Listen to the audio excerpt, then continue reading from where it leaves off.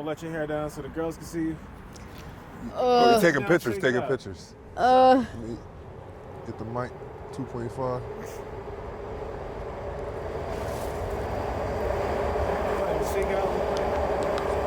Yo, your hair got longer. Yeah, I know. I thought she was going to cut it.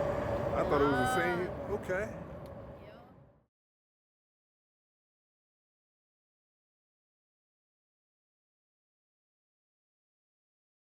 CJ. What's up? Long time no see. Yeah, I know. Heard you went back to rehab. I did. Now I'm the fuck back out here. My bad, I forgot to introduce myself. You're speaking with ATM Fox. It's my new channel. Before we interviewed you on All Time Media, but it's nice to see you again. It's good to see you guys too. Last time I seen you, you was with your girlfriend too, Felicity. Yeah. You guys still together or? No, we broke up. I mean, she be acting like she wants to get back together, but she be bullshitting. I'm not with this shit no more, feel me? Like, we was together 7 years. It's just, at this point, it's a waste of my fucking time. Feel me? Have you seen her since you came back out here? Yeah. Okay. And y'all talked about it and everything? A little bit. I mean, as soon as I saw her, she, like, we were walking around. We actually got, like, right over there, and she jumped in somebody's car and was doing a date, and I was like, fuck that, you know what I'm saying? Like, yeah. Yeah. So, but I had gotten really sick, and I was literally stuck on the sidewalk in front of Prevention Point for like 3 days. Okay. My whole body went septic, and she didn't come to see me one time. Like, she didn't call, nothing. The whole time I was in rehab, she had nothing to do with me. You know what I'm saying? So it's like, people like that, it's like they're not worth being in your life. What, you got rushed to the hospital after you was stuck? Yeah, I was begging people to call 911. Like, I couldn't walk, like, they basically had to teach me how to walk again, and it just wasn't good. Since I've been back out here, though, I've been doing okay. I've never OD'd before until 3 days ago. I don't like to stay out here. I like get on the train and stay warm and shit. Sometimes they kick you off once you get to 69th Street. Right. So they kicked me off, and I had just so happened to have a bundle of dope on me, and I saw there was a bathroom, so I went in. I'm locked in the bathroom stall, and I overdosed, except the police had to pull me out, and that was fucking scary. So yeah. You overdosed? It was scary? Yeah, it was scary as shit. What's that feeling like? You said it was your first time. It was, I don't know. I mean, it was just crazy because I don't remember anything, you know what I'm saying? Like, I just remember, the SEPTA police, talking to me, and I'm confused. They asked me how old I was. I had no idea how old I was, you know what I'm saying? Right. It was just a really weird feeling, I'm glad you're in front of me today. Yeah, I know. But, yeah. Why are you in front of me today? You were clean in rehab, right? Yeah. I was on 120 milligrams of methadone.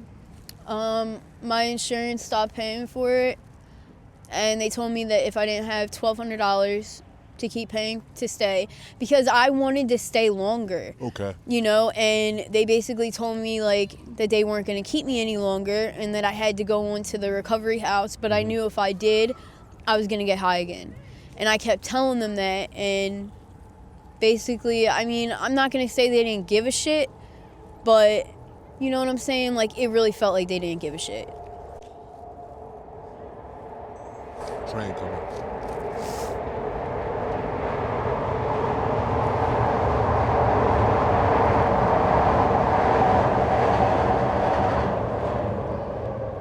So were you discharged or did you just leave? They told me I had 10 minutes to pack my shit and leave. They never gave me any of my belongings that were, locked away, any of that shit. I left. I was like all the way, I was at Eagleville, so I didn't even know where I was. Like, I'm not from here, you know, I'm from Jersey. And Right. so that was like, you know, I had all these new clothes. Like, I literally had to leave everything, like, you know, and come out here and just start all over again. Now, another one of my interviewees just went to Eaglesville. Can you tell me what that rehab is like? Was it a nice day for you? When I first got there, I was in like the detox, like medical part, because I was like on crutches, like I couldn't walk, you know, and I had a PICC line like for my antibiotics. So that was love. Like, I loved that. But, you know, like, I was in my room all the time. I had a tablet, you know what I'm saying? I didn't have to like be bothered with anybody. But then when I had to go to like the actual, like, you know, rehab part, it was like bullshit. Like, I felt like there was no therapist there to talk to me. Like, when something happened, I had nobody to talk to. Like, you know, there was like one therapist there that like kind of got me through all of it. And you know, once I got to like the last stage, she wasn't there, so it was really difficult, you know. And like, there was a lot of times that I wanted to leave, but I didn't, you know what I'm saying? So it just kind of felt like a kick in the ass, you know what I'm saying? Like, when they told me I had to leave, because I really did try. Yeah, like, I really did try. Like, I'm sorry to hear that that happened to you, pretty much. That, you know, they tried to charge you for a stay and charge you for the prescription. I wish it was all free. America should be free. Yeah. It should be free. Yeah. So what's your living arrangements like? I mean, oh God, you know, if I'm out here, I don't sleep. I mean, like, I literally will not close my eyes. I will not go to sleep. Like, literally, maybe like an hour ago, somebody stole my phone, you know, tried to have like 10 dudes jump me. Like, I'm 4'11", 100 pounds, you know what I'm saying? Like, I was like, just take the fucking phone. Like, it's not that serious, you know what I'm saying? Like, I'm not getting jumped by like 20 people for a phone. Like, it's like, it's... Were these other addicts, or were they just regular? They were other... Citizens? They smoked crack, you know, but it's like grown men, though, you know? And it's like I've noticed being out here that it's the men that do the most to the women. Like, you know what I'm saying? Like, I've seen a lot of girls, like, get the shit beat out of them for no reason, like... Your phone... I feel bad for you. They took your phone. Yeah. Now you don't have contact with anybody. No. Because your sister hit me up, Skylar, I believe her name is. Yeah. And she wanted me to give you her number, and I'm going to give that to you. I'm going to write it down for you or something. Okay. So you could contact her, and she could possibly get you the help you need. You know she reached out to you? I mean, reached out. She reached out. No, I honestly, I haven't talked to her in like a really long time. You know, like my Nana, she's 94. Like she's really all I have left. You know, like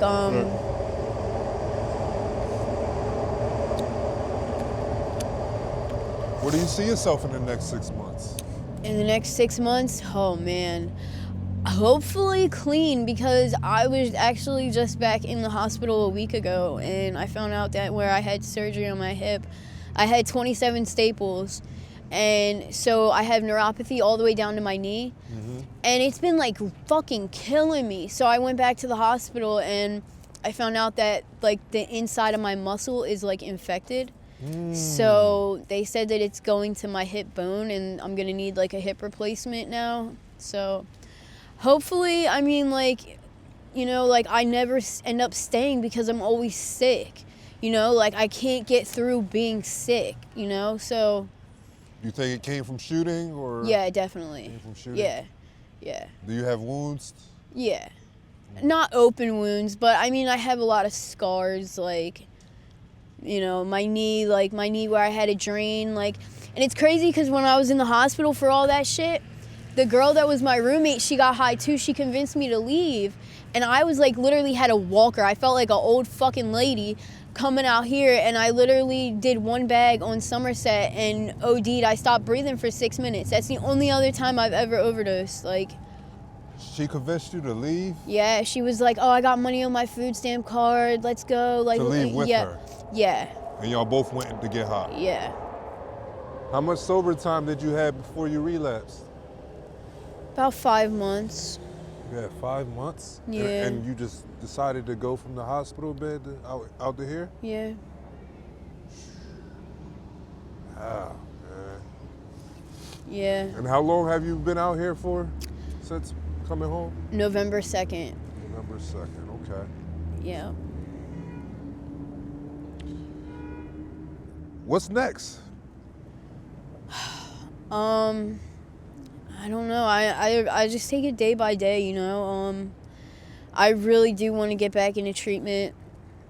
And I want it to be like the last time. Like I don't want to be out here anymore. It's fucking freezing out here. Seriously. Like, It is. and like you asked my living arrangements, like, you know, if I'm out here, if I can't find somewhere to stay, you know, like, you know, I don't sleep at all, but like recently, like I've found like, you know, a couple different people, like I'll crash here, you know, for a night, or I'll go over to another friend's house and stay there for a couple nights, you know what I'm saying? But I try not to, like, you know, I don't like stay too long, you know. I don't want to be like a burden on anybody, because obviously I don't have any money, you know what I'm saying? I don't want to, you know, so I just like I'll stay for like a day, and they're like, oh no, you could stay, but I just feel bad, you know. So plus my habit, I know people don't want that shit in their house, you know. So Right, gotta kick it. yeah. Gotta kick it again. You can do it. You can do it, CJ. I know. Thank you. As far as Felicity, do you ever see yourself rekindling that old flame, or you just going to say the hell with it? I don't think so, because I mean she's 5 years younger than me. I'm 27, gonna be 28 in June, you know what I'm saying? Like, we're on two different levels in life, and I don't think, you know, as many times as I've gone into rehab and tried, you know, I tell her, if you want to stay with me, like, you have to get clean too. And like, that's one thing she doesn't understand, is like, she thinks that she's like, no, you need to get clean and I'm fine. But it doesn't work like that. You know what I'm saying? Like, you have a fucking problem too. And like, until she realizes that, like, nothing's gonna change. Right. You know, so. You didn't condone her hopping in that car. Hell no. I cry and beg her all the time not to do that shit. You know, like, when she was out here tricking, like, you know, neither of us had a phone. This was like the last time when we talked to you guys. You know, like, I would literally like memorize people's license plates and chase them around. This one guy literally put the child locks on in the car, and I had to chase him down Clearfield and throw a brick through his fucking window. But you supported it then because it was feeding the addiction at the time? I mean, not really. I'm not gonna supported. lie, it made it easier for me, but at the same time, I was so worried about her, because like, they found a girl cut up in a suitcase behind the Wawa in Aramingo. They're friends of ours. They're girls we work with and see every day. It's terrifying. Like, a girl was found in a suitcase, her own suitcase. I did You hear know what about I'm that. saying? Like, crazy ass shit.